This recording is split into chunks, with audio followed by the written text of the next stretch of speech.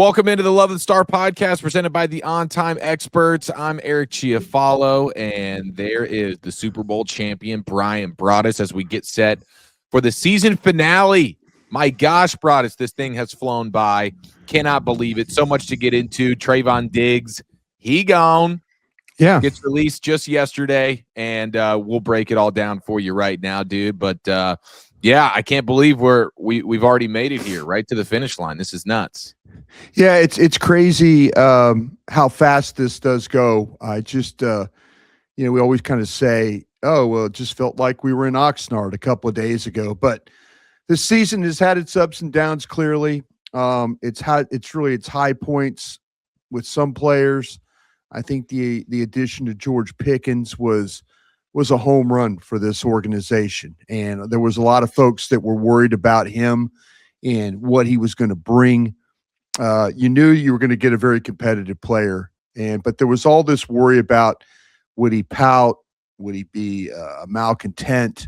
Would he be a guy that would be a problem throughout the season? And that really wasn't the case at all. And tip of the cap to the front office for making the trade, for upgrading the offense. But then on the other side of things, you have to kind of say, maybe what were you thinking hiring Matt Eberflus from the front office? They had an influence in how that went. So these are the things that when you're building your team, you have the good and you have the bad.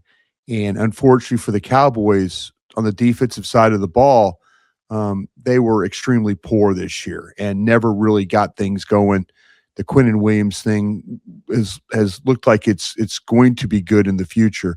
But, man, it just could not dig them out of a hole that they've been in all season defensively. I know that you and Zach and I have just kind of documented that throughout the whole season. It was never really questions about the offense, maybe some about the offensive line. But, man, all our questions, all our concerns went to a defense that just did not get it done this year. And ultimately, you're probably going to finish 8-1. And then you can, you look at it and get ready for the draft like, myself and others are already starting to do. Yeah. We will we'll be wall to wall with the Cowboys draft coverage with the best in the business, the Super Bowl champion Bryan Broaddus, Zach Wolchuk, of course. Zach does a good job too. Yeah. And you guys are going to be moving off of the draft show at Cowboys.com this year and your very own media network, Crown Global Media. You, Wolchuk, Aisha Morrison, and what is that? What is that draft show going to be called? It's called Stack, and Stack in reference to when you put your board together, you put your players from player 1 to 150. So the stack is the order that you would take the players. So kind of thought it was a clever name talking about the draft. But thanks for mentioning, Eric. Yeah, we are excited. We're going to continue to do things here on the Love of the Star. I know we'll have some of that going on. But, yeah, there'll be another opportunity. I'm really looking forward to working with Zach. I've worked with him on the draft show before. Veteran, holds his ground, really does a great job of preparing. Aisha Morrison, her work the last few years in the draft has been super impressive to the point where there's been organizations that have talked about her coming to work there. I know the Senior Bowl guys were very interested in maybe her as a potential scout one day. So this is the kind of things that we're trying to do. And listen, if you happen to be somebody that's not a Dallas Cowboys fan that's listening to Love of the Star, if you're a fan of another team, hey, by all means, we're a one-stop shop when it comes to our draft coverage. We'll tell you about the players. We got a little bit of a Cowboy angle to it, but there's a lot of things that you can learn just about these players from discussions that we're going to have. I'm not going to sit there and make it every single day about the Cowboys. That's what we do. We talk about the Cowboys, and you'll learn a lot, but you'll learn a lot about the players hanging out with me and Zach and Aisha. And then the shows also do with the show I do with Voch Lombardi is another one that's going to have draft content on it. So, we're really excited about what we're doing over here at Crown Global Media, but also like the work, like I say, that we're going to continue to do here on Love of the Star. Yeah, we'll be wall to wall here on Love of the Star, all things Cowboys all the time, and that'll have a big time draft focus, free agency focus, all the offseason things that you need to know. We'll be rocking and rolling here all offseason long. So, but before we get there, of course, we got to put a bow on this season. Next week, I would imagine we will just do a full look back and recap on where specifically things went wrong, and hopefully provide some solutions on how the Cowboys can pick up the pieces here and move forward. We'll address the Giants here in a few minutes, and I want to talk about some defensive coordinator stuff as well. But let's get into yesterday's breaking news. Brought us early in the afternoon before we did our show on the flagship 105.3 The Fan and the G-Bag Nation. We get the breaking news. Todd Archer and the rest of the beat reporters saying that Trevon Diggs, Cowboys cornerback, has been released just days before the season finale. What was your initial reaction when you saw that news? Because I think we all knew it was inevitable that there was a divorce that was about to take place here, but I did not have it on my bingo card that it was just going to be bang the Tuesday of the season finale. Yeah, it is. It was. I'm not going to say shocking news, but you knew there was probably going to be a parting of the ways. With the front office, with the team, and with Diggs. The timing of it was kind of unusual. We started getting reports from Todd Archer, Jane Slater, others about that. That Diggs, in fact, was trying to stay behind. In Washington, family in the area. And, there's a lot of times where these players do ask permission to stay and then fly back, especially when it's a weekend where the players are going to be off. The problem is you have to let the team know early that you're going to do this. You can't wait till you're standing in the locker room after the game and say, I'm going to stay behind. Thank you very much, kind of a thing. There's things that they do on the charter. They account for seats. They account for bodies on the charter. There's all kinds of things that go into the travel of this football team. It's not just get on a plane and then go play a game. There's a lot of things that go into it that Craig Gleber has to deal with as the travel coordinator for the team. So, here's a situation where Diggs asked to leave or to stay behind day of. And, that really doesn't work too well for the organization who's trying to plan things out. I don't think they're trying to be mean to Diggs. I think they're just trying to be accountable for the players they have. If Diggs would have asked early enough, I think there could have been some arrangements made. But the fact that it was the day of the game, I think, was a little bit of a problem for the Cowboys. And, that's kind of where that's all at. It's just it's unfortunate that the way the things went for Diggs. It's unfortunate with the injuries. If you go back and watch him play, there were times where he was incredible, making really spectacular plays, awareness, playing the ball. I remember the Cincinnati game, him making 2 back-to-back tackles on a 3rd and 4th down to get him off the field to help him win that game a few years ago. He was capable. It was when he was drafted. There was talk about him being a guy that was potentially going to be picked at the 17th spot when they took CeeDee Lamb, and then they get him at 60. And you're thinking, wow, they just stole 2 players that could be long-term players and be outstanding, Pro Bowl, all-pro type players. And for a while there, it was kind of trending that way. But, the injuries started to happen. He started to break down. There was questions about whether he wanted to even be here. The whole thing with the rehab, with him, with Britt Brown. I talked to Britt Brown about this before. Britt Brown said, listen, I don't have a problem with the guy, but obviously he has some type of a problem with me. And so, those are the kinds of things that you deal with. The unfortunate part with the concussion, there's the rumors about, how that all happened. There's people talking about there was exotic dancers involved, things like that maybe something happened. I'd heard that rumor.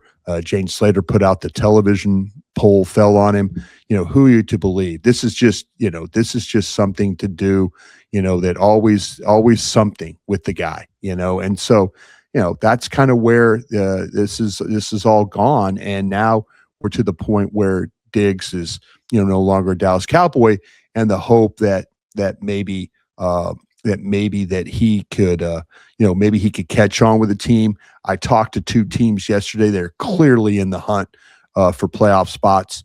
One of the teams they felt like that there was a possibility that Diggs could be claimed just to kind of take a flyer.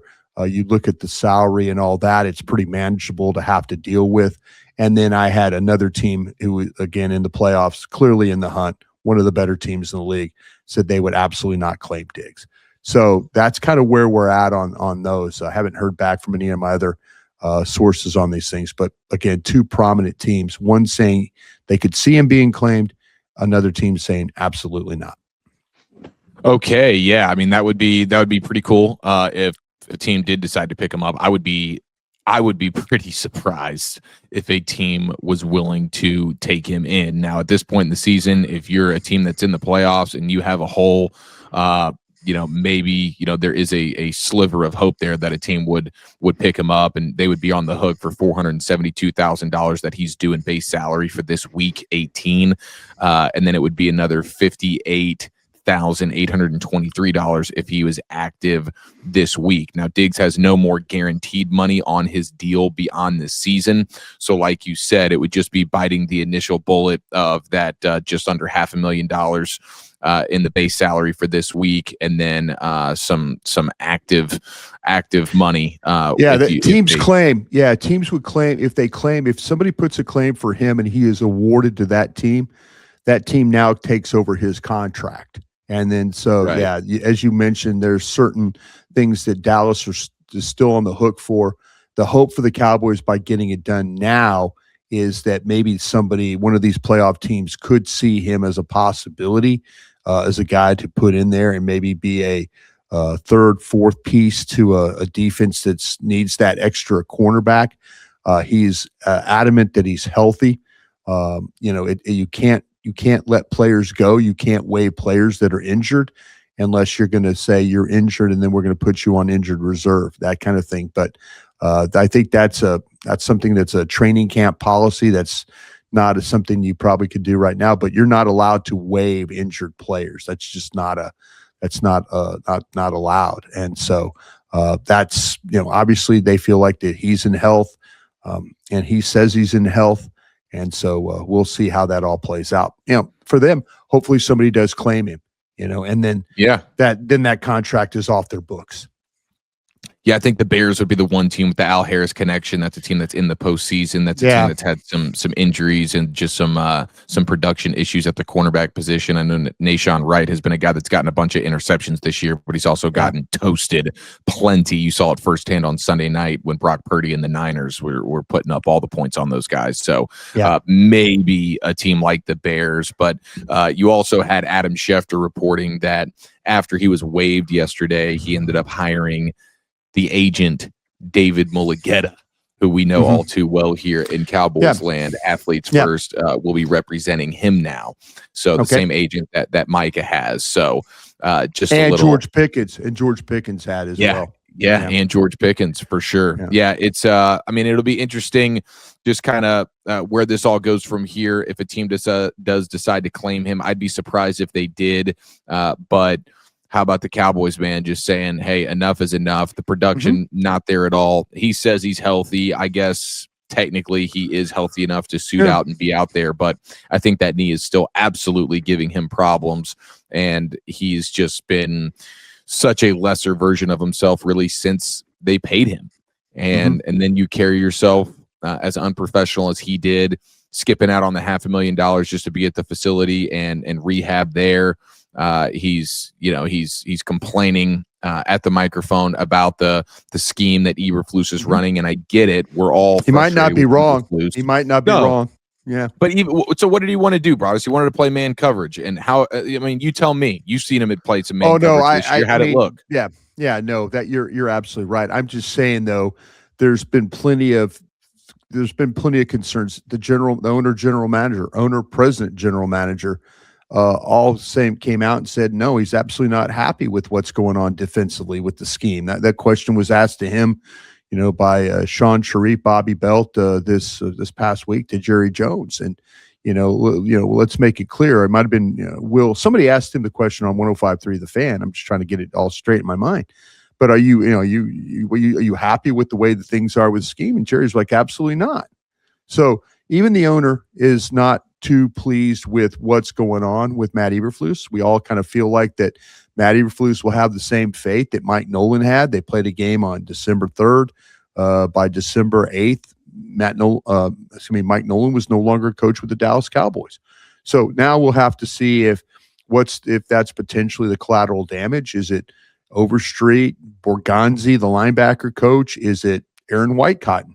A new defensive coordinator is going to come in likely and maybe want his own guys. We'll see what happens with, what's going to happen in Tampa with the Tampa-Carolina game. Could this be the final game for Todd Bowles? What's going to happen in Cleveland? Could this be that Jim Schwartz is available? What's going to happen in Arizona with Jonathan Gannon with that football team, going south?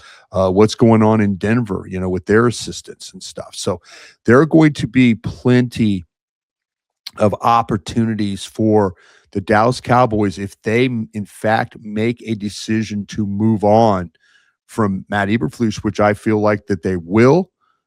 There's going to be an opportunity for them to do some due diligence. That's a whole nother word for the Dallas Cowboys, due diligence.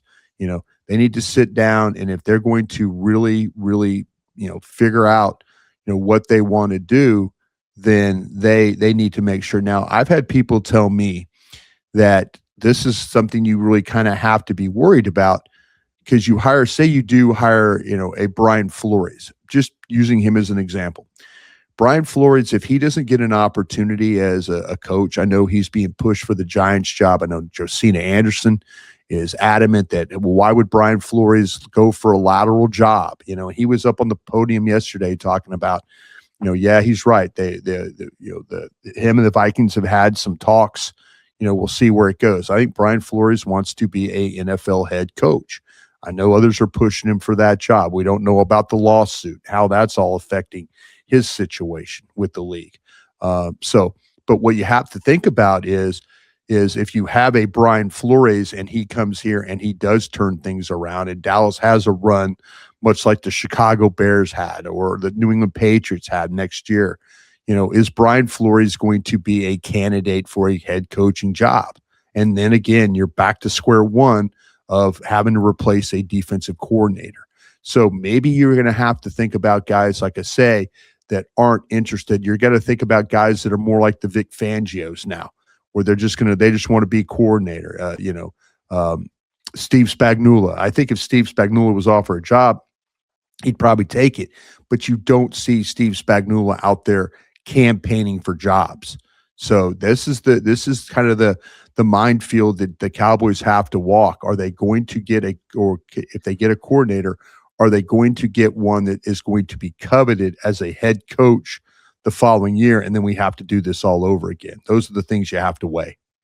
All right, you're listening to the Love of the Star podcast, Love of the Stars and Odyssey podcast. You can find it on the Odyssey app or wherever you get your podcast, presented by the On Time Experts, the official AC heating and plumbing partner of the Love of the Star podcast, as well as the Dallas Stars and the Dallas Cowboys. And we absolutely love the On Time Experts up in here.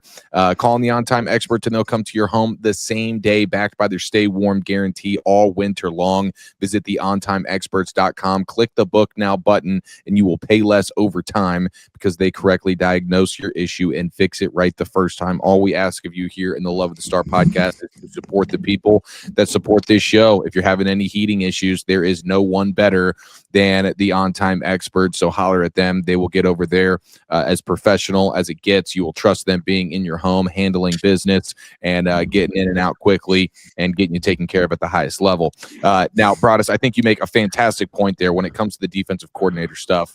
That is a great point when it comes to, okay, yes, you like the big name Brian Flores type of defensive coordinator, maybe a younger kind of guy, but the idea that that particular dude is still trying to level up and become a head coach, and teams around the league are interested in him, maybe giving him interviews and things like that. Like you're kind of seeing it with the Chargers, maybe with Jesse Minter, younger defensive coordinator, He's in, like, I think year 2 with the Mhm. Chargers. Yeah. And he could be gone in no time now. Right. Once the season's over, he might become a head coach.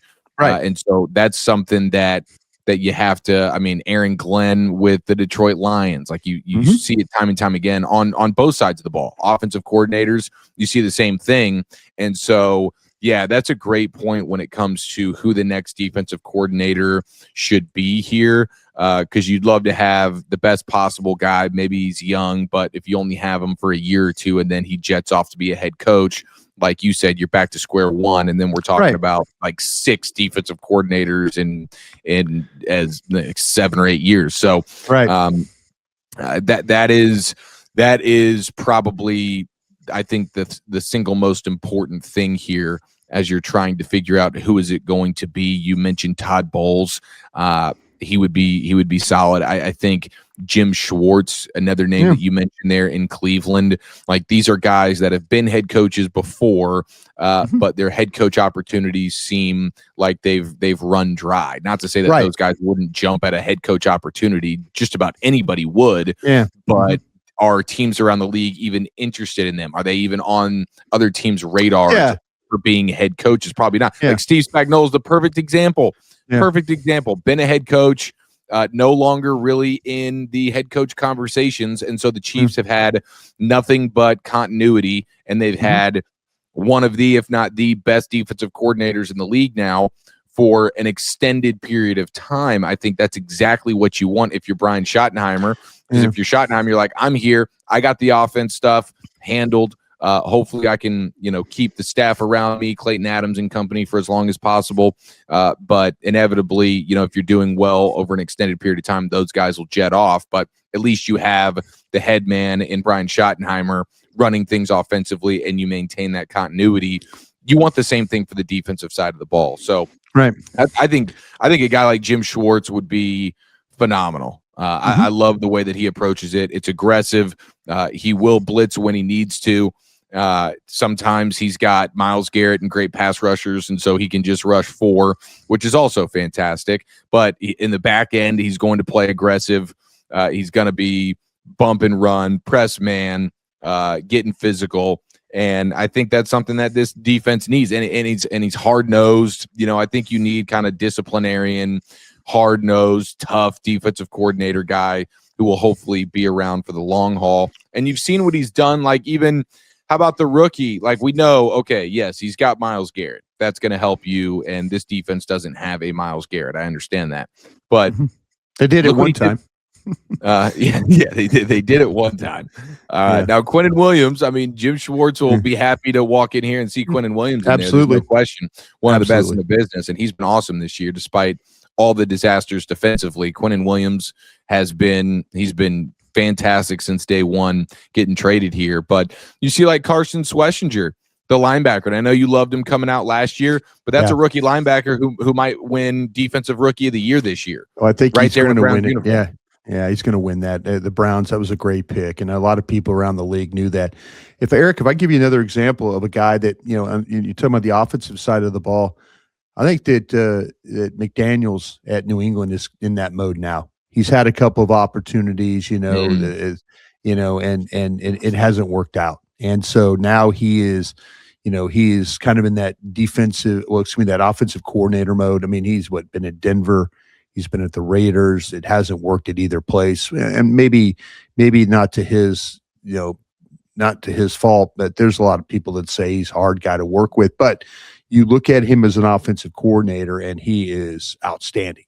And so, this is you need to find that guy. You need to find that guy. But like you mentioned, Jim Schwartz. I think Jim Schwartz has had a couple of little runs at it. Not that he wouldn't want to be. All these guys would like to be a head coach, but you mentioned their opportunities kind of dry up. And Philadelphia has a perfect situation with Vic Fangio. And if you were to hire Jonathan Gannon, with Arizona, he's a young guy, and so if he had another opportunity, then but you're going to have to weigh these. You're going to have to weigh the hire and make sure that the hire is just not for 1 year, that, because somebody could come in here with this offense and absolutely turn the defense around and make this a very, very good football team that like people would covet their coaches. And so that's something that you just have to be very, very mindful, but Todd Bowles makes a lot of sense. Again, he's with the Jets. He's with Tampa. Is he going to get another shot? It doesn't sound like that he might. So maybe that would be a guy that you want if in fact he does become available. Yeah, and the Jonathan Gannon one, it's interesting. He's obviously still the head coach with the Cardinals, hasn't been fired yet, but there's a chance that he could become available. And you have Clayton Adams in the building now on the offensive side of the ball that could probably give. You got. See, the thing about it is, Eric, and you're absolutely right about this, is that Jerry Jones, and this is one of the faults of Jerry Jones. I call it a fault. It's actually, it's one of those things where I appreciate a good listener, but I don't appreciate a guy that listens to everybody. And I think that Jerry Jones will, when it starts to talk about defensive coordinators, he's going to call Bill Belichick and talk to Bill Belichick. He's going to talk to Bill Parcells. He's going to talk to people around the league that he trusts. And, he's going to try and get the lowdown on the Todd Bowles situation. He's going to try and get the lowdown on Jim Schwartz. Now, he knows Todd Bowles from his days when Todd was here with Bill Parcells, but there's going to be people calling Jerry Jones, Stephen Jones. And this is I just want them to use and do an exhaustive search, but I want them to have a situation where the coordinator fits the way that the team is currently structured. You got to come in and they're in a situation right now where they've kind of got a mixed match of players. Maris Leofau in the Mike Zimmer administration was a rising star. In the Matt Eberflus situation, he's on the 48-man roster every week for game day. So there are some issues clearly there that somebody is going to have to come in and say, okay, my scheme fits, or I do things, or maybe you get somebody that adjusts their scheme. Maybe you get somebody that comes in, the Dan Quinns, that took the year off and is like, okay, this is what I'm going to do now in order to kind of make this all work. If I'm Jerry, Stephen, Will, you've got to sell me how you're going to take my current roster and make it work. I need examples. I need to see. I need to know who your defensive line coach is. I need to know who your linebacker coach is. I need to know your secondary coach. I don't want you coming in here and having it half-assed done. I think that's kind of why they got Matt Eberflus in the first place. And I don't mean half-assed in a way. I don't think that Brian Schottenheimer thought in his wildest dreams he was going to get the head coaching job. I think he put together a couple of guys on offense that he knew, but on defense he had no clue. He had absolutely no clue. And the front office recommended Matt Eberflus, and a first-year head coach says, okay, if you're going to recommend, you gave me the job, I will acquiesce to you and I will allow, yes, we'll get Matt Eberflus. Matt Eberflus says, well, I'll bring a couple of coaches along. You go get Aaron Whitecotton, which that has been a little bit of up for debate right now. Has the defensive line really overall improved? You can't really say that. So yeah, this needs to be more than just show up for dinner, spend the night at the Joneses, and the next thing we have a defensive coordinator. This needs to be one where Todd Archer and Calvin Watkins and Clarence Hill and Jane Slater and all of us are running through coordinators or running through coaches that are applying for this job and are being interviewed. That's what this thing needs to be. Not a show up, have a handshake and share a steak. And next thing you know, we got a defensive coordinator. Yeah, you need somebody to show up and somebody that's really studied the Cowboys defense, knows your personnel inside and out. Exactly. Yeah, and is treating it like they're already the defensive coordinator, and here's my solutions to how to fix it. Hey, you got this guy, that guy, but here's my plan. Yeah, and let me give you another example too. I am looking into a guy, whoever that coordinator is going to be, the potential coordinator. I am looking, if you're the former head coach, I am looking at your team, and I'm going to look at what kind of evaluator you've been. What kind of players have you been bringing in? Because the coach has a big say and what happens here. Dan Quinn, I believe this with my heart. You heard me say it 1,000 times. Dan Quinn, Will McClay drafted Mozzie Smith because of Dan Quinn. Dan Quinn wanted Mozzie Smith. And so, like Rod Marinelli wanted Tristan Hill. Will McClay has to at times bend over backwards. And people are like, well, you can defend Will. And I am. I'm going to defend Will. Will doesn't always not very happy with me. I'm not doing this to try and pump Will McClay up. But I'm just saying, though, he has a very difficult job when it comes to working for the Dallas Cowboys. If he had say, you wouldn't have the problems you have with your roster right now. He doesn't have say, but what he does is he tries to help everybody be on the same page. But if I'm looking at these coordinators, are you a good evaluator? Because if you're not a good evaluator, you're no good to me, because what happens is the Joneses do require a coach's opinion. And if you're a poor evaluator, we're going to have poor players here, and can't afford that. 100%. Yeah, that's one of the things that has been frustrating for a long time is they don't just have, hey, Will McClay, you're our football guy. You and your scouts give us the best players. It's like, well, okay, this coach likes this guy. Scouts don't really like him, but we want to appease him, and the Joneses take everybody's It's a nightmare. voice. It's a nightmare. It's a nightmare. I loved working with the Joneses. I did it for a long time, 14, 15 years, DallasCowboys.com as a scout, and then all this. I really appreciate my time with them. It's maddening that the amount of opinions that they get on players and coaches and stuff like that, instead of being 30 years in the business of having some gut feelings about who you want to hire. They've been around great coaches. They have, but you've got to do a better job of knowing the type of coach that you want. But you also got to understand what Will McClay, he has a thankless job. And again, I say this in respect to Will McClay. I'm not trying to cape for him or anything like that. I am telling you right now, he has a job that sucks. Yeah, you got, Bruce, he works for the Cowboys. He's compensated well. Yeah, the headaches, he's not compensated enough for the crap that he has to deal with and making everybody in that building happy and not himself. I mean, he's got to make sure the Joneses are happy, the coaches are happy, and the scouts are happy. That's a difficult job to do. If he just had control of it and he was the final say, if you ask me, give me a big change that the Dallas Cowboys can make, it would be to tighten down the amount of opinions that are heard and let Will McClay run this thing. Let Will McClay, Jerry Stephen, you kind of could, step to the side a little bit, and I will run this thing. I will go get the players. I will take care of the roster. I will make sure the coaches have what they need. But if you gave him the control to do that, I think you would have a team that would be one of the more talented teams in the league. But the fact that they solicit so many opinions and have to come to a group census and consensus and all that, man, they're fortunate they are where they're at. All right, you're listening to the Love of the Star podcast. Love of the Star is an Odyssey podcast. You can find it on the Odyssey app or wherever you get your podcast, presented by the On Time Experts, the official AC heating and plumbing partner of Love of the Star, the Dallas Cowboys, and the Dallas Stars.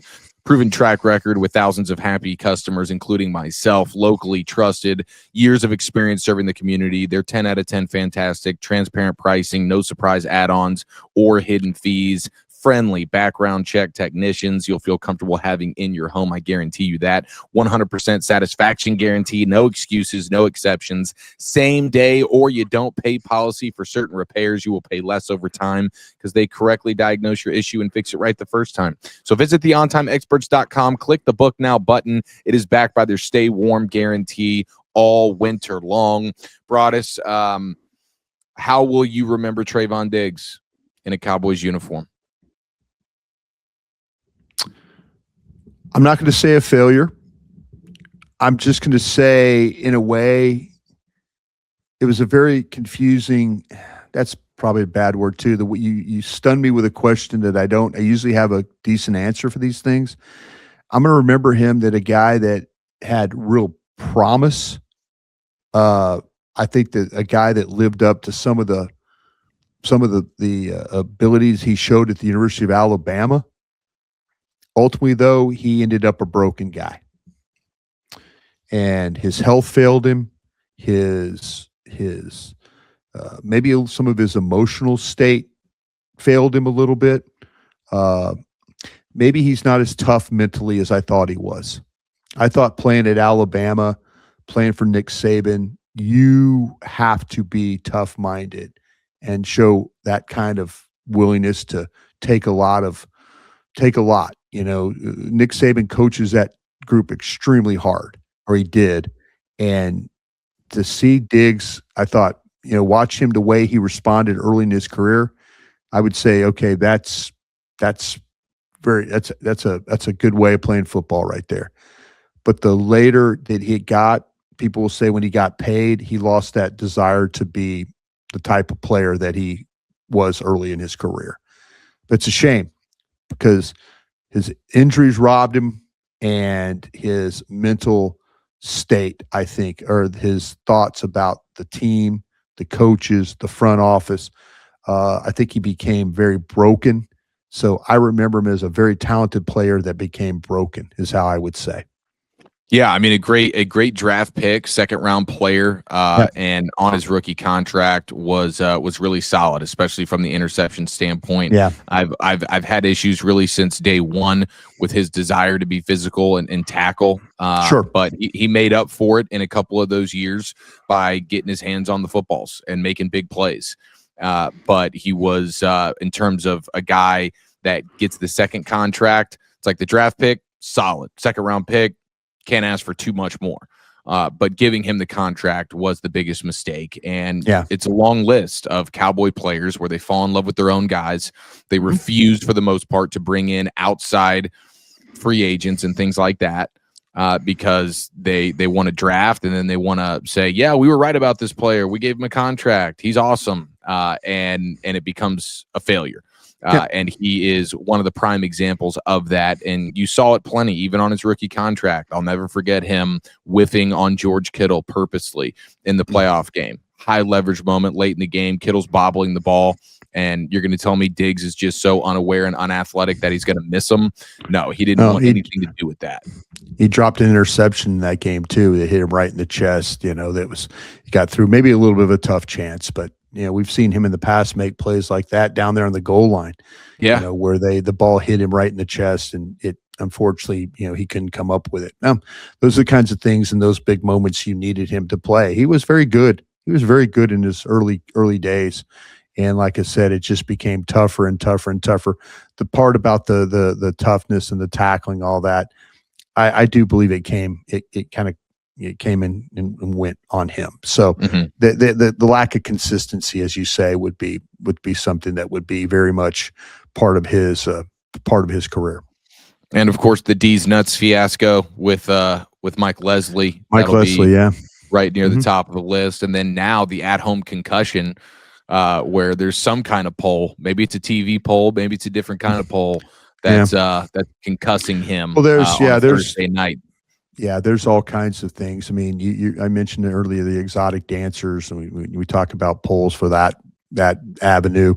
There's whispers about that. We're just talking about a TV poll. I mean, there's all kinds of things that are being thrown out there. I'd like to believe that if it was just the television and the television poll, that's a believable thing to do. That's believable. I was trying to extol a TV poll. It fell on me. The TV fell on me. That's a reasonable thing. The fact that this thing went months, a couple of months or weeks, whatever you want to say, that's the other thing. I think with the exotic dancers and stuff, that to me seems like something you really don't want to get out there very much. But there's some story to this. People will tell you both ways, and to me, the exotic dancer in that poll situation, that would be more embarrassing than the TV and all that. And then the fact that we've had to wait and wait and wait. And God bless Jane Slater for trying to get the right story here. Really, I admire her, but people in the organization have their beliefs, and we'll see. I mean, ultimately, it's something happened, and it didn't work out well for him. Our buddy Ryan Tremmel on Twitter asked us the question here, brought us. Doesn't the Rams going all in with free agency back in 2021, winning a championship, Mhm. rebuilding, now back at the top or near the top of the NFC. Doesn't that completely refute the Cowboys team building method of draft, develop, and no expensive free agents Well, and never yeah. getting close to a championship? Yeah, but you have to be a really good drafting team to do that. My guy Les Snead out there is Les Snead. If you look at the first overall, the first round picks he's had, he's done a really nice job on that. You know, you like a Jared Verse and guys like that. I mean, but look what they've also done with some of the third and fourth and fifth round picks. You know, look what they've done with, you know, to find a Puka Nakua and people like that. You know, that is the trade they made for Matthew Stafford. I mean, Matthew Stafford's career was just wallowing in the mud in Detroit. And all of a sudden he goes out there, goes to the Rams, you win the championship. You know, he looks like he's got him poised to be one of the best teams in the league again this year. You know, it takes a front office with a lot of autonomy to be able to do that. Les doesn't have to deal with an owner. Les doesn't have to deal with, you know, Les takes his scouts bring him information. He and the head coach kind of put things together. They kind of figure out what kind of team they want. Les is a really good evaluator. He was a good evaluator when he was with Atlanta, when I was working, you know, and knowing Les. I've known Les, you know, most of my professional life. And he's a really, really good evaluator. And so it helps. I think Will McClay could be very similar to what Les Snead does. But the problem is, as we've mentioned, he has to go through so many channels to get a team built where Les has the autonomy to do what he needs to do. I don't fault how they evaluate in Dallas. I fault the process of how they evaluate in Dallas. And I think it's a lot different. I think Howie Roseman has the autonomy to do what he needs to do to get his team built. You know, I think Sean Payton has the autonomy to do what he needs to do to have it get his team built. You know, there's certain things that you don't have to go through as a general manager to build your football team. And this is the problem. Consensus doesn't always work in the NFL. Gut, feelings, your own eyes, those are the things that work. Taking a chance on George Pickens, brilliant move. But it's one brilliant move and others. I mean, hey, drafting Booker, brilliant move. But overall, when it comes to draft and develop, you have to hit on every one of those picks. And that's a hard thing to do. That's a hard thing to do in this league. But if Will McClay had the autonomy like Les Snead and Jason Light down in Tampa and some of these other places, your team would be just as good. You would be talking about a playoff team right now. Yeah, Howie Roseman. I mean, the Rams, the Eagles, and the Bucks. I mean, those are all great examples of teams. Well, the Bucks are going down. I mean, the Bucks aren't as great, but just look at the team. Buffalo Bills. Look at like, you know, you have, you know, Bean, you know, the guy there that the general manager. You know, look what he's done. Look, I mean, he's built a really good football team, very talented team. You know, you have to have that one voice. You have to have that one guy making the decision. It's not 9 guys, 10 guys, 12 guys making a decision. They're so proud at the Cowboys of like, oh, we came to a consensus on this. Sometimes it's taking a player like John Dorsey did with Hill, the wide receiver, when he was in Kansas City. Sometimes it's that, you know. Sometimes it's like, you know what, I'm going to take a shot at this guy, or the Rams. I'm going to take a shot at Puka Nakua, you know, and then it works out. Sometimes you have to do those things. And, you know, I mean, sometimes you have to do it in free agency as well. Dallas just isn't willing to do that. They're just not willing to do that because as you mentioned, it's so important for them to draft and to sign their own, and then to bang their chest that they do that. You know, doesn't always work that way. Okay, for the Giants game, I know we'll have an episode in the coming days. We can kind of preview the game a little bit more. But do you think the starters will play the whole game? I know they're going. I think they're going to try and win the game. I think I heard the word aesthetics, and when I looked up the word aesthetics, it's about a view is what it is. The view of 8-8-1, it to them is better than 7-9-1. So this is a game of aesthetics, and they really are trying to win. Obviously, I think the starters are going to play. How long they're going to play will be up for debate. A guy like Jason Ferguson, I know, is practicing or is going to practice Wednesday as we tape here.